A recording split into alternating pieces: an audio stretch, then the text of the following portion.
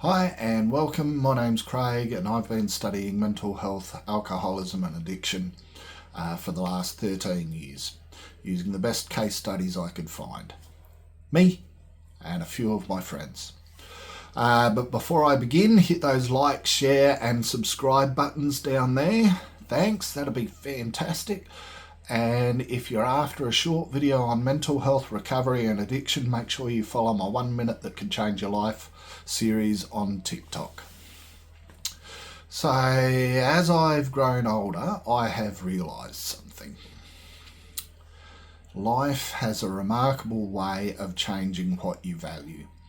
When we're young, we spend our lives trying to gain things, success, money, recognition, status, the perfect career, the perfect relationship, the perfect life.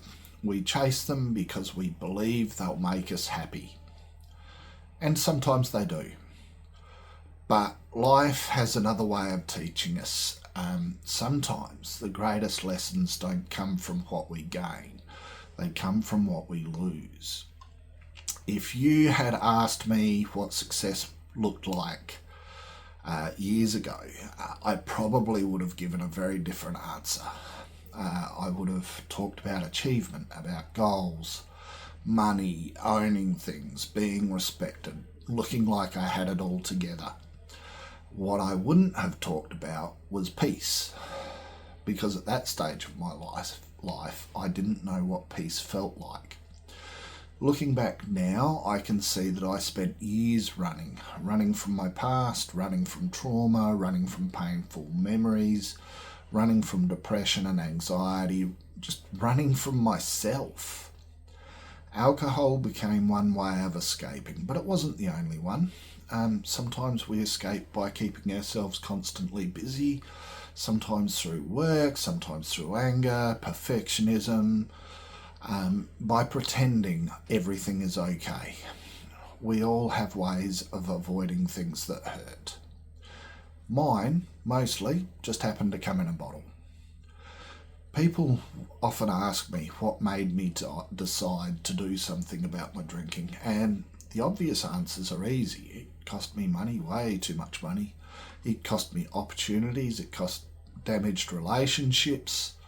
It left me with physical injuries. It led to poor decisions, including being arrested. It caused pain to people I cared deeply about. And in the end, there was a series of events over the course of a few months that led me to believe that I might have a little drinking problem.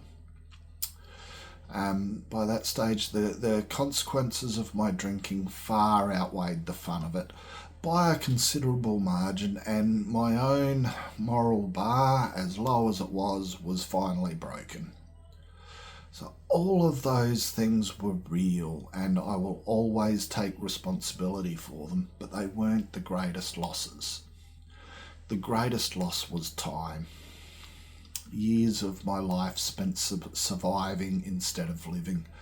Years spent believing I wasn't worthy of happiness. Years spent trying to become someone else instead of accepting who I already was. No one can give those years back, but they taught me to treasure the years I still have. Trauma has a strange way of changing how you see the world. It teaches you to expect danger, to prepare for the worst, to question people's motives, to stay alert even when you're safe.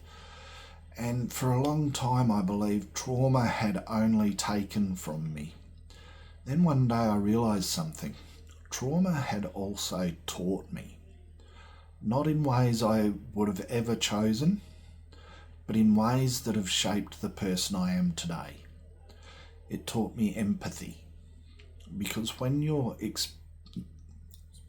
you've experienced pain yourself, it's much harder to dismiss someone else's pain. It taught me resilience, not because I wanted to be resilient, but because I had no other choice. It taught me that every person you meet is carrying a story you'll probably never know, which is why kindness matters so much. A genuine please and thank you can mean so much, and it costs you nothing. One of the greatest misconceptions about recovery is that it's about getting your old life back. It isn't.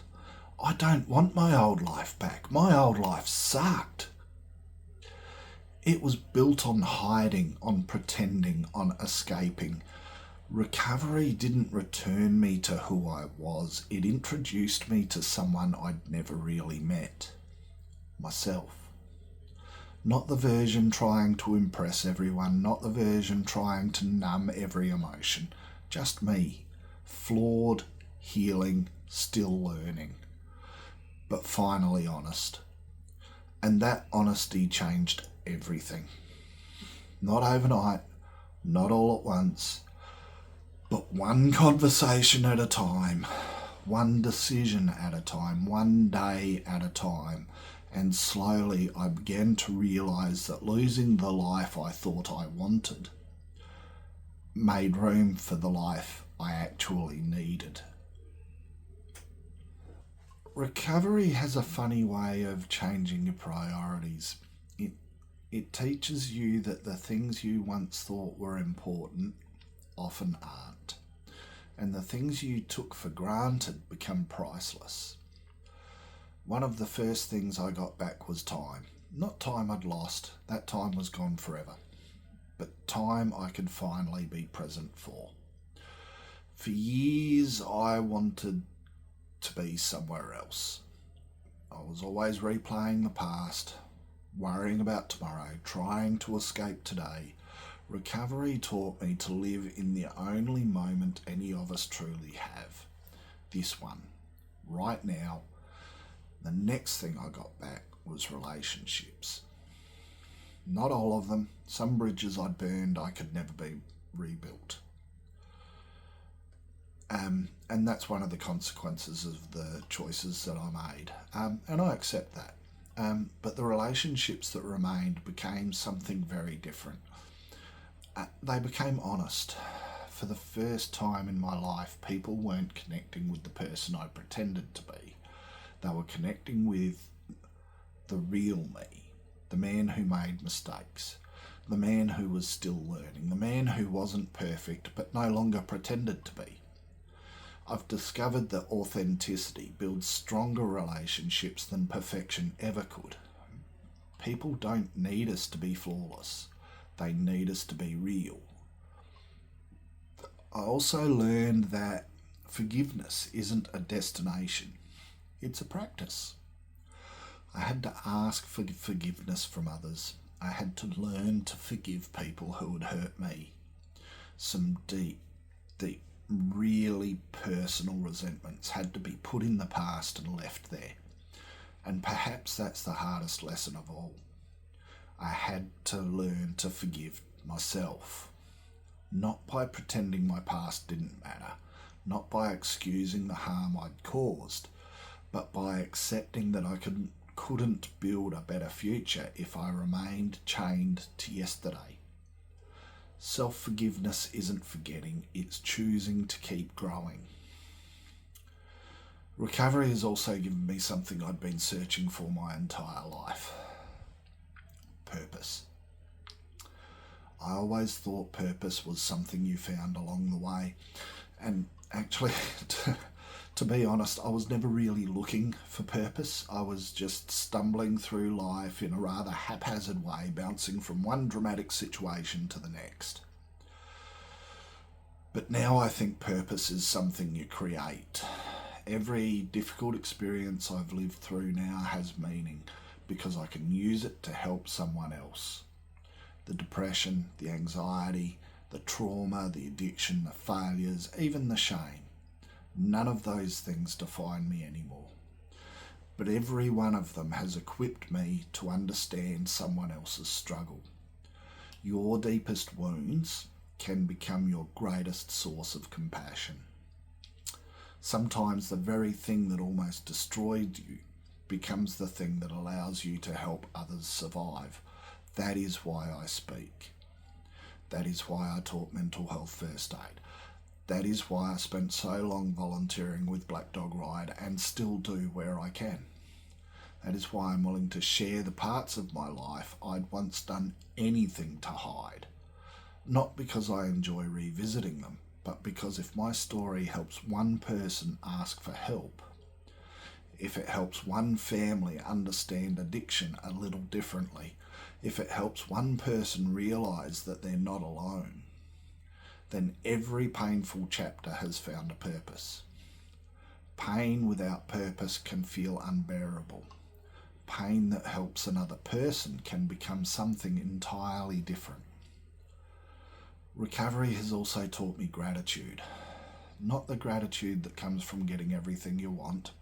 I still haven't won the lotto.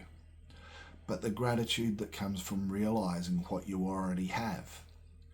These days I notice things I once rushed past.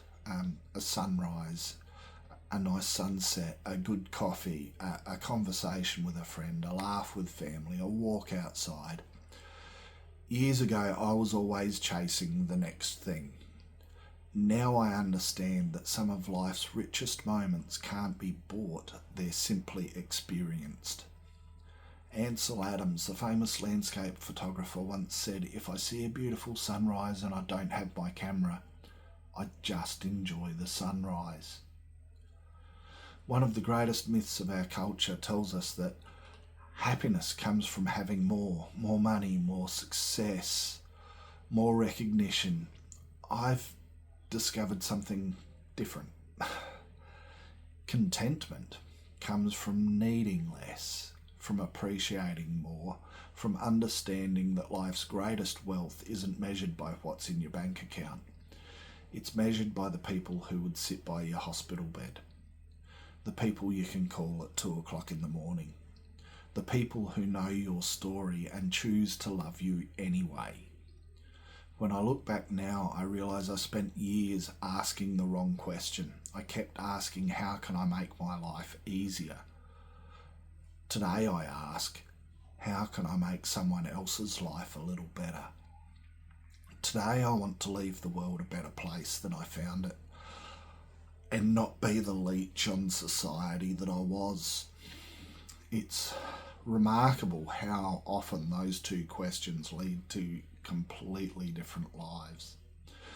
And perhaps that's the greatest gift recovery has given me. It shifted my focus away from surviving and towards serving. As I look back over my life, I realise something that I couldn't have understood when I was younger. Life isn't measured by what we accumulate. It's measured by what we become. When I was younger, I thought success meant having more. Today, I think success means needing less. Less approval, less pretending, less fear, less anger, less comparison, less time worrying about what everyone else thinks, and more peace. People sometimes ask me, if you could go back and change everything, would you? It's a difficult question because there are things I desperately wish had never happened. I wish I'd never hurt the people I hurt. I wish addiction had never become part of my story. I wish trauma had never entered my life. I wish I hadn't spent so many years believing I had to hide my struggles. If I could remove those things from other people's lives, I would, without hesitation. But if I removed every hardship from my own life, would I still be the person here today? I honestly don't know. Probably not.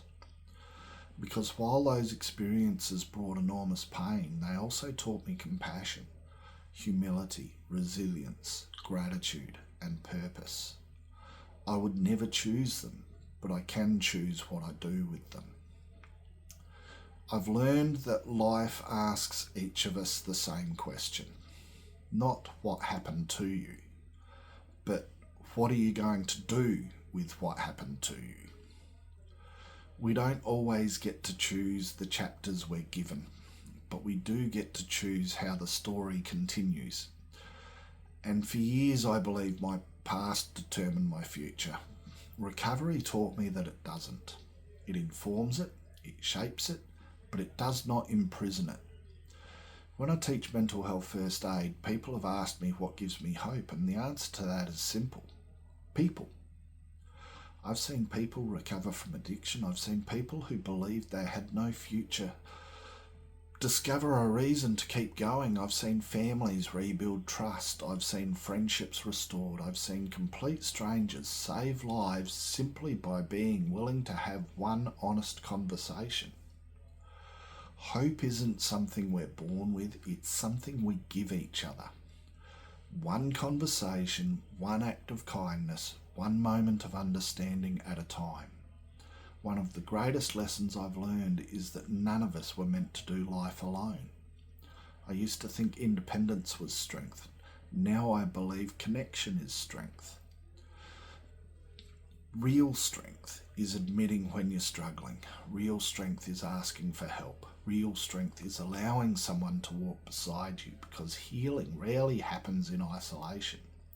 It happens in relationship. So what did I lose? I lost years I can never get back. I lost relationships that can't be repaired. I lost opportunities. I lost not one but two very promising careers. I lost my health at times. I lost trust. I lost the illusion that I could outrun my own pain. But what I learned was infinitely more valuable. I learned that vulnerability is courage, that forgiveness sets us free, that healing is possible, that purpose can grow from pain, and that kindness is never wasted, that hope is stronger than despair. And what did I get back? I got back my dignity and integrity. I got back my self-respect. I got back genuine relationships. I got back my curiosity about life. I got back the ability to laugh without pretending. I got back peace. I live today with a quiet head in here. I don't have a perfect life. I do have a meaningful one.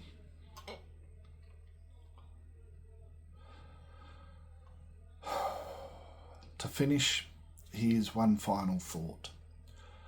Don't wait. Don't wait until you've lost something to discover its value. Don't wait until a relationship is broken before telling someone you love them. Don't wait until your health is gone before looking after it. Don't wait until life forces you to slow down before appreciating the people around you. Don't wait until you're at rock bottom before asking for help, because life is happening now. Not yesterday, not tomorrow, now. John Lennon said in the song Beautiful Boy, life is what happens to you while you're busy making other plans. My journey has taught me many things, but think on this one for a moment. Every one of us will lose something. That's part of being human.